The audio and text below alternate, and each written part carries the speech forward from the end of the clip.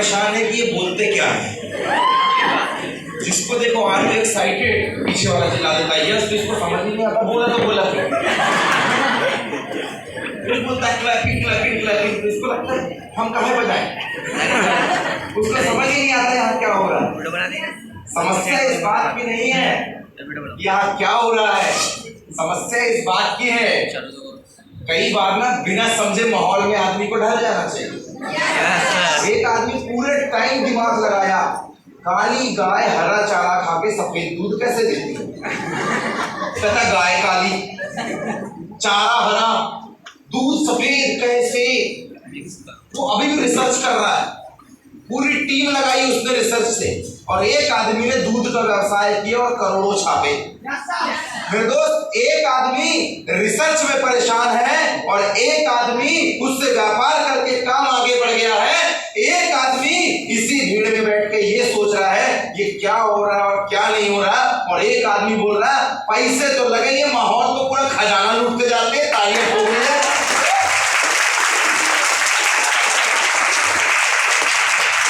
आपको पता है ताली बजाने का अपना एक फायदा होता है।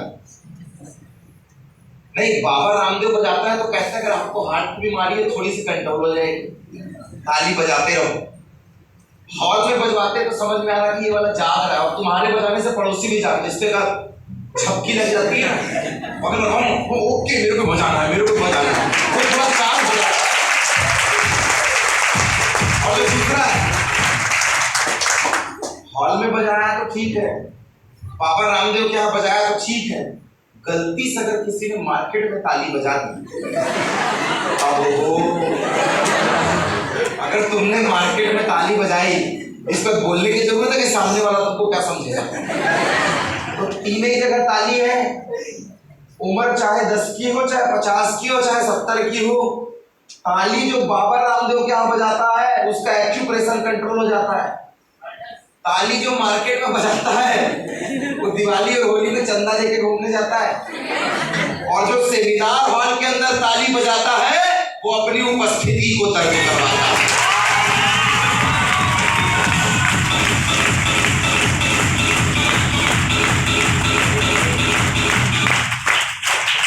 देखिए क्या होता है, भगवान ने हाथ दिए अपने खुद के। मैं देख रहा यहाँ से भी, मैं ऐसे बैठ के मैं नजरे घुमाई तो आधे ऐसे बड़े बोल के तीन तो आके बोल रहे हैं, अब तुम भी बोलोगे, तुमको भी समझ लेते हैं। बड़े गौर से उन्होंने बोल के देखा तो उन्होंने बोला बोलो तुम कितना बोलते हो, हम हाथ नहीं निकालेंगे, अब ऐसे बैठेंगे, मूर्ति और हम में कोई फर्क नहीं है, ना हम हंसेंगे, ना हम फेशियल एक्सप्रेशन देंगे, ना हम बॉडी खुजली आके बिल्कुल एकदम कसम चढ़ बैठेंगे, लेकिन हम हिलना डुलना बंद नहीं करें, ना हम हंसेंगे, ना हम ताली बजाएंगे, ना हम हिलेंगे डुलेंगे, भले तुम हमको पत्थर समझ लो, लेकिन हम ऐसे बैठेंगे एकदम। भगवान भी तेरे को ऊपर से देख रहा होगा, सही में बना के तो इंसान भेजा था, नीचे जाके तो मूर्ति कैसे बन गया। टाइम टाइम से आदमी को अपनी उपस्थिति दर्शानी चाहिए। ये माहौल की बात है। शोक सभा में आओ तो बिल्कुल आंख में नहीं आंसू आए तो बार मन लेना थोड़ा आंसू आ जाएगा, हम भी दुखी हैं, शोक सभा है ना। लेकिन अगर कहीं हंसमुख वाली सभा में आ जाओ तो हंसी नहीं भी आए तो अपने आप को गुदगुदा के आदमी पकड़ लेना चाहिए। एक आदमी क्या होगा, एक आदमी को मेरे को लगा यही कहानी सुनाने लग गई, बोले मेरी भी सुन लो। भाई साहब, समय समय की बात है, समय समय की बात है, जब आप शोक सभा में जाएं तो हंसते हुए भी रोक लेना चाहिए, क्योंकि सभा शोक वाली है, वहां दुख व्यक्त करना पड़ता है। और जब आप किसी जोश जुनून और मौज वाली सभा में आए तो तालियों की गड़गड़ाहट से सभा को भर देना चाहिए।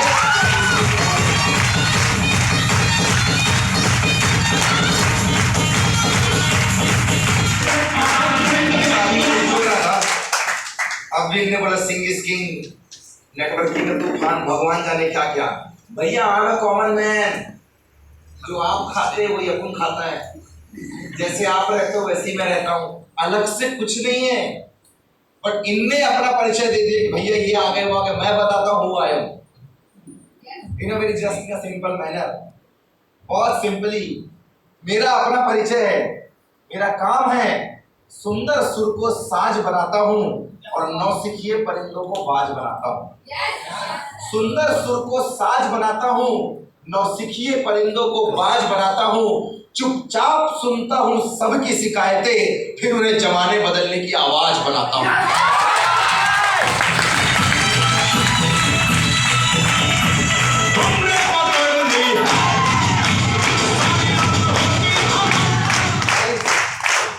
सुंदर सुर को साज बनाता हूँ, नौसिखिए परिंदों को बाज बनाता हूँ, चुपचाप सुनता हूँ सबकी शिकायतें, फिर उन्हें जमाने बदलने की आवाज बनाता हूँ। यूं तो समुंदर परखता है हौसले डूबती कश्तियों के, मैं डूबती कश्तियों को भी जहाज बनाता हूँ।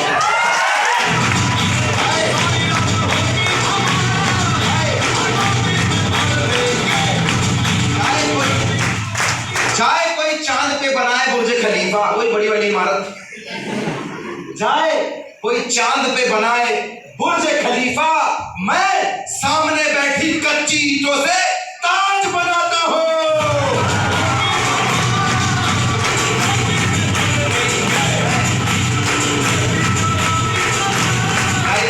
आज नागपुर है, कल मैं पश्चिम बंगाल कलकत्ता में था, रात में आया मैं यहाँ पे। एक दिन पहले मैंने देवघर में प्रोग्राम किया था, बाबा धाम बैजनाथ धाम में। पिछले एक हफ्ते से मैं बिहार में प्रोग्राम कर रहा हूँ, कभी गया, कभी डाल्टनगंज, कभी औरंगाबाद, कभी कहीं तो कभी कहीं। उसके पहले जस्ट मैं मध्य प्रदेश में था, अनूपपुर, ये लोग मेरे को छत्तीसगढ़ लेकर गए। उसके पहले मैं महाराष्ट्र भंडारा तक आया था। मेरा काम यही है, रात बदली और शहर बदला। उधर रात ढल गई, इधर शहर चेंज हो गया। जब कल मुलाकात होगी तो ब्रह्मपुरी में होगी, फिर शहर बदल जाएगा। उसके एक दिन बाद मुलाकात होगी तो फिर चंद्रपुर में होगी, फिर शहर बदल जाएगा। उसके एक दिन बाद मुलाकात करनी होगी तो छिंदवाड़ा में मुलाकात होगी, फिर शहर बदल जाएगा। और उसके बाद मुलाकात करनी होगी तो अमरावती महाराष्ट्र में मुलाकात होगी, फिर शहर बदल जाएगा। मेरा काम यही है।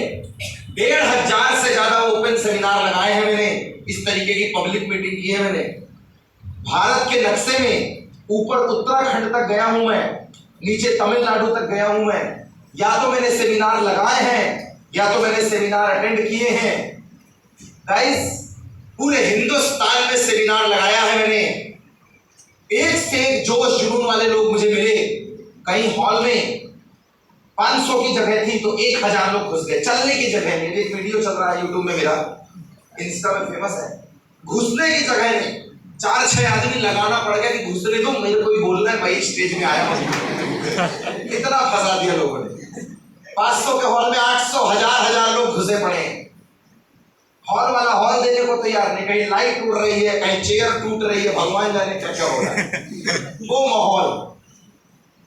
गाइस, पूरे हिंदुस्तान में सेमिनार लगाया है मैंने देखा है कि 500 के हॉल में 1000 लोगों को भर के जो मोटिवेशन होता है, वही मोटिवेशन जब महाराष्ट्र के अंदर आया जाए, जब महाराष्ट्र के अंदर प्रोग्राम लगाया जाए, तो यहाँ 500 लोगों में 1000 को नहीं भरा जाता। यहाँ 500 लोगों के हॉल में अगर 200-300 लोग भी बैठे हो और वो अपना दम दिखा देना तालियों से, तो वो 1000 लोगों पे भारी पड़ जाते हैं। महाराष्ट्र में आपके लिए सही बोल रहा हूं। एक बार देखो, मराठी आदमी जो होता है ना, एक तो गर्म बड़ा धीरे से होता है, और हो गया तो फिर ठंडा नहीं होता है। रेत थोड़ी है कि कभी भी गर्म कभी भी ठंडा, लोहा है। एक तो गर्म होता नहीं है, शिवाजी का वंशज है। गर्म हो गया तो ठंडा होने का नाम नहीं लेगा जब तक 2-4 को निपटाएगा नहीं। एक बार ना, जैसे भी यहाँ पे लोग बैठे हुए हैं, बहुत शॉर्ट में चलेंगे। एक बार आज मुझे महिला मोर्चा ज्यादा दिख रही है, बॉयज के पीछे उधर महिलाओं ने कब्जा करके रखा हुआ है। और महाराष्ट्र में महिला ज्यादा ना हो तो कहाँ होगा। देखना, अभी तक आंदोलन चल रहा था, बेटी बचाओ, बेटी पढ़ाओ, बेटी आगे बढ़ाओ। 2-4-6 महीने और रहेगा। इसके बाद सीनियर लड़के रह जाएंगे, सरकार की योजना चलानी पड़ेगी। महाराष्ट्र में बेटा बचाओ, बेटा पढ़ाओ, बेटे को सुरक्षित रखो, बेटे को आगे बढ़ाओ। होटल में जाओ लड़कियां काम कर रही हैं, ऑटो टैक्सी में देखो लड़कियां काम कर रही हैं, दुकान में जाओ सेल्समैन में लड़कियां काम कर रही हैं, किसी प्लांट में जाओ लड़कियां काम कर रही हैं, रेस्टोरेंट कैफेटेरिया में जाओ लड़कियां काम कर रही हैं, आधे ज्यादा शोरूम में एम्प्लॉयमेंट लड़कियां काम कर रही हैं। भगवान जाने लड़के क्या कर रहे हैं? यही सवाल मैंने ऋषि बराबर से पूछा था। बोले वो कुछ नहीं कर रहे हैं, वो शाम को उधर लेक पड़ता है झील, वहीं पे मुलाकात करने आते हैं, मिलते हैं वो अम्बाझरी अम्बाझरी क्या फोटो खींचता है वहां? ऐसा क्या है अम्बाझरी में? घोटाला कही हो? इतने कॉन्फिडेंस से बोल रही है जैसे 2-4 चक्कर लगी रहा है। कोई नहीं, मैं एक बात समझ गया हूं, मैं एक बात समझ गया हूं।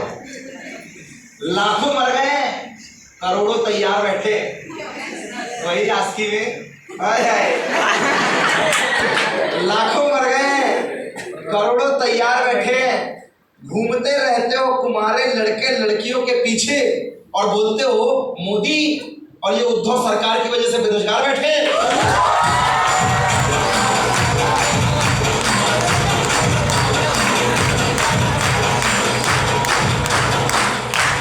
एक और ना देखो मराठी को आदत पड़ मिली करने, जैसे अभी आधे परेशान है, क्या हो रहा है? आशीष श्रीवास्तव 1 करोड़ 20 लाख रुपए, हमको तो कुछ भी नहीं दिया। क्यों सरकार बोलता मेरे खाना में 32 को जिला घोषित कर दो, हमको तो कुछ मिला ही नहीं। रवि बलावे ने बोला 80 लाख, हमको तो कुछ मिला ही नहीं। ऊपर से बैठाया हुआ है, खाने को भी नहीं दिया मेरे को कुछ।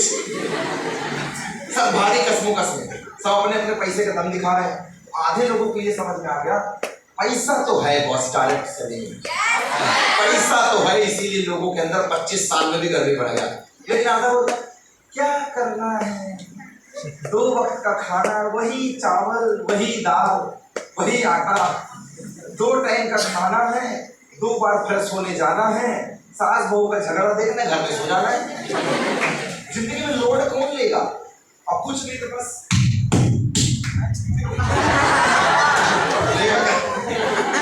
थोड़ा सा ज्यादा तू खा, थोड़ा सा ज्यादा हम खा ले, और कुछ नहीं, शाम को 2 पैक लगाना है और लोड से दूर हो जाना है। जिंदगी की कोई टेंशन, 2 पैक मारो सारा टेंशन खत्म। अब भगवान जाने और टेंशन आ जाती है कि टेंशन खत्म हो जाता है, ऊपर वाला जाने। आधे क्या लोड लेना जिंदगी में, काहे का टेंशन लेना। और आधे को लगा भैया मौका दे के आया था, बोला हूँ कि प्रमोद बोल रहा 20 मिनट बाद नीचे इंतजार कर, मैं आ रहा हूँ। समझ ही नहीं आ रहा है, पूरा इंसान परेशान है। किसी को यही नहीं समझ में आ रहा है कि सरकार अपने लिए अच्छी कि सरकार बुरी है। किसी को ये नहीं समझ में आ रहा है टैक्स हम दे रहे हैं तो हमारे काम का है कि बुरा है। किसी को जीएसटी नहीं समझ में आ रही, किसी को सरकार नहीं समझ में आ रहा है। किसी लड़की को अपना बॉयफ्रेंड समझ में नहीं आ रहा और जिसकी शादी हुई उसको अपना पति ही समझ में नहीं आ रहा है।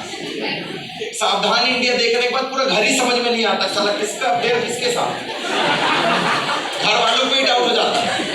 किसी को कुछ नहीं समझ में आ रहा है, लेकिन सबको एक ही चीज पता है, वो भेजा है ना तो जो होता है अच्छे के लिए होता है। अगर उसने धरती में भेजा उसकी मर्जी शामिल थी, उसने जिंदगी दी उसकी मर्जी शामिल थी, वो इस हॉल में लेकर आया उसकी मर्जी शामिल है, और इस हॉल में लेकर आया जिंदगी बनेगी नहीं बनेगी उसकी मर्जी शामिल है। कम से कम जो सामने आ गया है इस पल को तो खुले दिल से जी लो मेरे दोस्त, क्योंकि इसमें भी उसकी मर्जी शामिल है।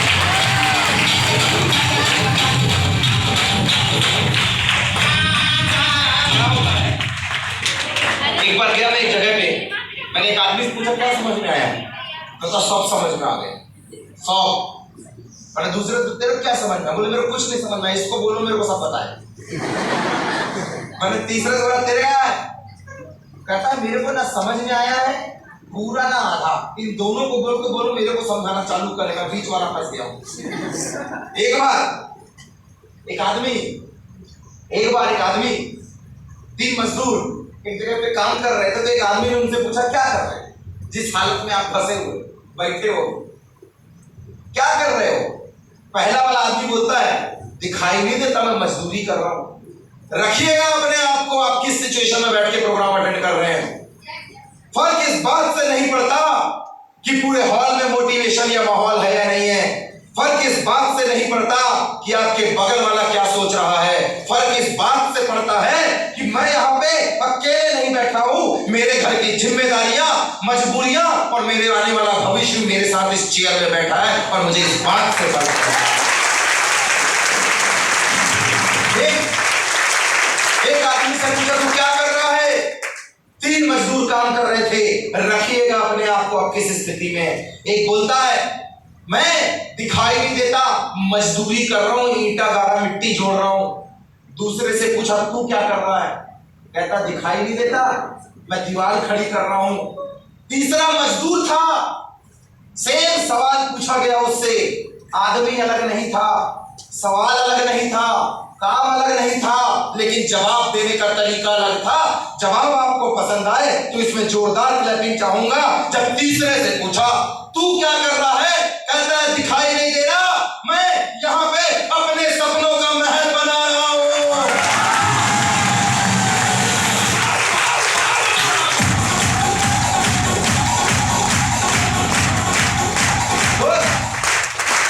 इंसान अलग नहीं होता, उसकी सोच अलग होती है। यूं तो हर आदमी एक चरित्र के साथ इस धरती पर आया है। भगवान ने किसी को पुरुष बनाया, किसी को महिला बनाया, लेकिन हर आदमी का सॉफ्टवेयर अलग अलग सेट किया है। हर आदमी का सॉफ्टवेयर अलग सेट किया है। किसी को 25 साल में इतनी समझदारी आ जाती है, किसी को 20-25 साल में इतनी समझदारी आ जाती है कि पूरे घर की जिम्मेदारियां लेने लग जाता है, कमाई करने लग जाता है, माँ बाप को संभाल लेता है। और किसी को 50 साल में भी यही नहीं पता होता है कि माँ बाप ने पैदा क्यों किया है।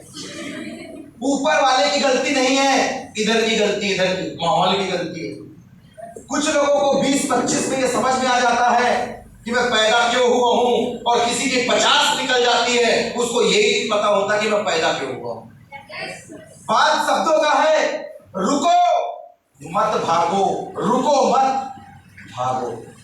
बात वही है, लेकिन आपका समझदारी उसे कहां लेकर जाता है मेरे दोस्त। कुछ लोग 25 में 50 के जैसे हो गए हैं, जो अपना जोश जुनून, अपना माहौल, अपना विजन खो चुके हैं। और कुछ लोग 50 साल में भी 25 साल जैसे जवान हैं, जिंदगी में कुछ सीखने और काम करने के लिए तैयार हैं। क्या आप तैयार हैं कुछ नया सीखने के लिए? मैंने एक किताब में एक लाइन पढ़ी थी कि अगर आपको कोई गिफ्ट दे रहा है, गिफ्ट, उपहार, वो छोटा है या बड़ा, इस बात से फर्क नहीं पड़ता। वो चमकीले भड़कीले कागज में आया है, रैपर में आया है, या सादे कागज में रैपर में लपेट कर आपको किसी ने दे दिया, इस बात से फर्क नहीं पड़ता। तो गिफ्ट का साइज या रैप करने का तरीका ये डिसाइड नहीं करता कि गिफ्ट कीमती है या सस्ता है। आपके लिए गिफ्ट में क्या आया है, ये सबसे ज्यादा मायने रखता है। फर्क इस बात से नहीं पड़ता कि पीछे बैठे हैं या आगे बैठे हैं। अभी तक 5,000 की सोच थी या 50,000 की सोच लेकर आए हैं, या हेल्थ को लेकर आए हैं, या अपनी इंग्लिश स्पोकन को सुधारने आए हैं, अपने घर की समस्या दूर करने आए हैं, या किस लिए आए हैं। फर्क इस बात से नहीं पड़ता कि आप वहां बैठकर क्या देख रहे हैं। फर्क तो इस बात से पड़ेगा मेरे दोस्त कि अब इस स्पीच में और इस प्रोग्राम के बाद आप कौन सा नजरिया लेकर अपने घर जा रहे हैं।